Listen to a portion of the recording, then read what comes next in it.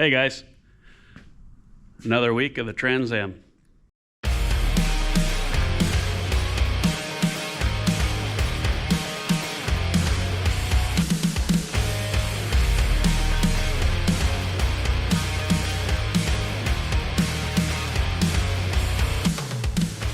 So, starters, figured I'd apologize. Sorry I didn't put out a video last week. To be frank, I was going through and editing the footage, and it just, while I did a lot, footage was just kind of boring. I had the front of the engine apart, and we replaced the water pump. Well, let me step back a little bit.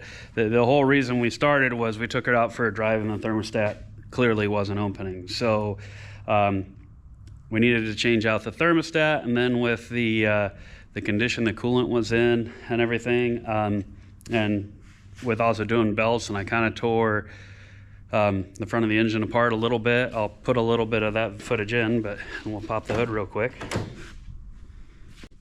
Whoop.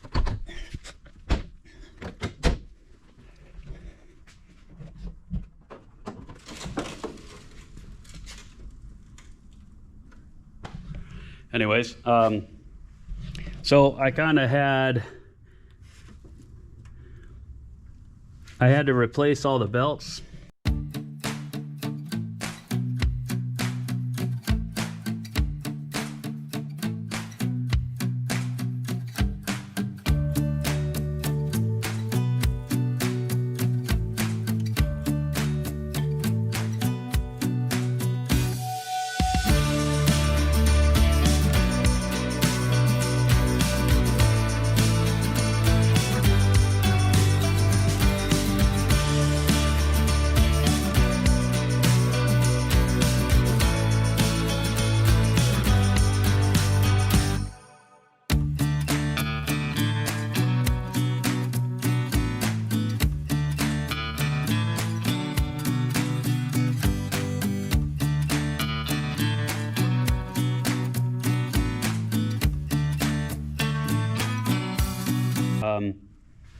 And I had to move the AC housing and the front of the fuel injection system off and everything. Sorry, the throttle body off in order to get to the thermostat. So, and then I, of course, flushed all the coolant. So I kind of thought, you know what, while we're in here, it's $50 for a water pump.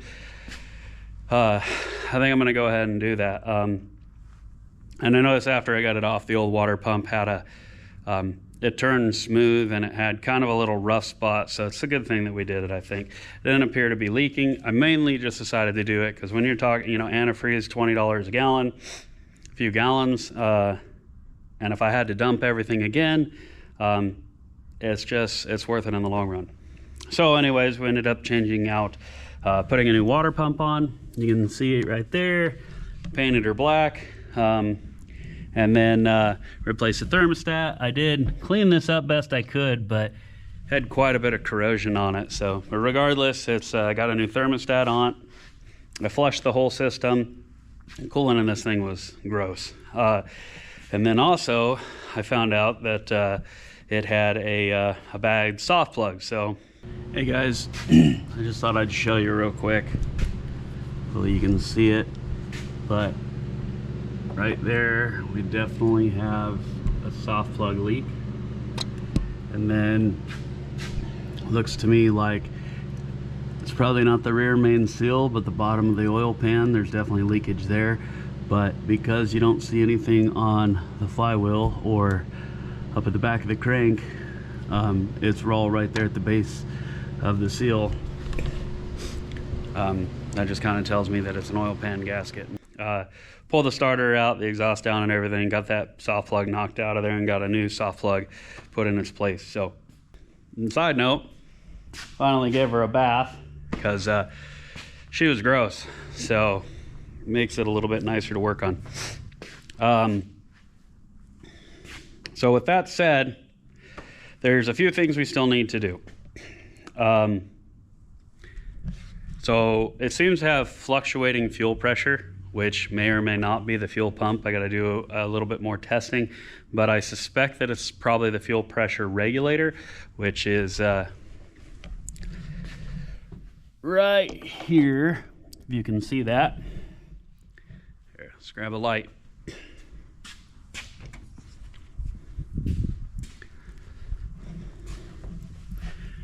Right there, that guy right there. So I got to do a little bit more test on that, and that may be the case if that's bad. And we're having long cranks periodically, not every time. Consistently, it'll fire up as soon as you crank it, and then one time it just cranks for 2-3 seconds before it fires up. And lack of fuel pressure could be the whole reason for that. So as I said, I got to do a little bit more testing, and we'll get that replaced. I also have a suspicion that the IAC may be an issue, the idle air control. So idle doesn't seem to be consistent, which again could be because of fuel pressure. So it's one of those things where we need to get one problem resolved before we move on to the next. Otherwise, we could be spending money and wasting time that we don't need to waste. So, but fuel pressure is an issue. So we'll get that resolved. Got some new skins put on. We took her out for the last test drive, and she was better after we got all the sway bar links put in and everything. But she just rumbled like crazy, and I mean, you could literally even go in slow speeds. You could just feel the car going like this. These tires are bad. Like I said, it's better than what it was. It was hard to keep on the road last time, but doing about 55. The road I'm on is about a 55, but man, you can just feel them. Shocks might be warm as well, but all in all, it's tranny shifting nice. She's holding temp, she's holding oil pressure. I would say that we're good. Hopefully you guys aren't seeing that in the camera, but I just look over and I see the camera going like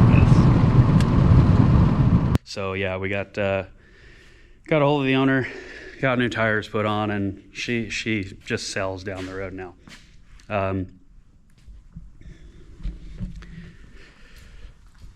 Got new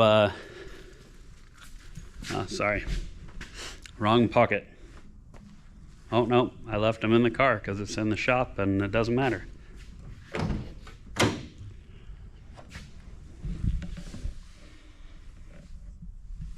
Or did I? I'm lying. I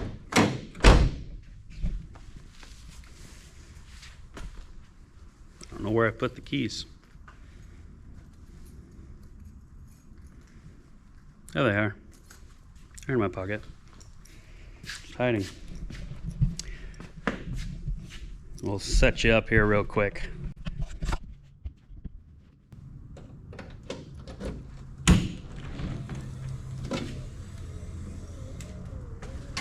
So he says this haven't worked in forever. We got these rams replaced. They're not hard to do and they're not expensive, so there's no reason not to do them. Plus, it'll be imperative that this thing stays up on its own so we can get the headliner out. So it's kind of one of those things where I needed to get this done before I try to tackle that. A few more things we still need to get done. Unfortunately, this thing has an oil pan leak. Looking at the information online, because I haven't pulled one of these particular cars apart, it's saying that I've got to pull the engine out of the car to replace the oil pan, which I can do. It's not a problem. It's just not something that I want to do for multiple reasons. One, I don't want to take the chance of possibly breaking anything. And by which I just mean when you start pulling old wire connectors apart, the clips break. It's possible the clips break and stuff like that. And then it's, you know, it's pain to find them, replace them, etc. So what I'm hoping is that I can just raise the engine up a couple inches.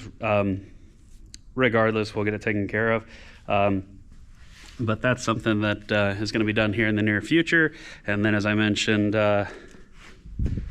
previously, I think. I'm gonna service the transmission. Don't know if it's ever been done.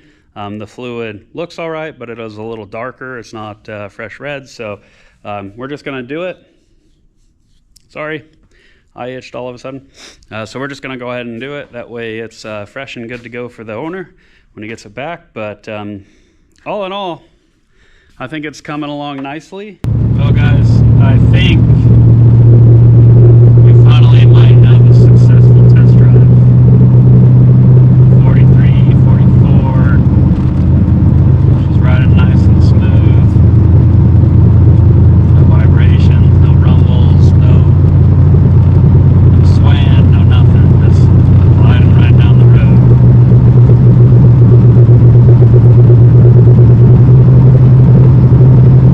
Yeah, I think we did a successful test drive. Temp is staying real nice at like 195. Oil pressure's good. Alternator's charging. The only thing that is left to do in here, headliner, of course, still probably get that taken out here this next week. And then this gauge down here, you can see that, but this trip odometer,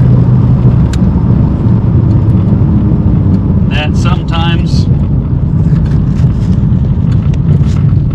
that shows 0, sometimes it's completely blank, sometimes you get partial numbers, sometimes you get a little bit more numbers. So still trying to track that down, either a replacement or an option to have it rebuilt, but hopefully we'll find that soon. Headliner, like I said, I'll be taking that out. I've got somewhere that we're gonna redo this existing liner. There's very limited options to get new ones for the Trans Ams, and while I think it's the same as a Firebird, everything I find says that it's not. So,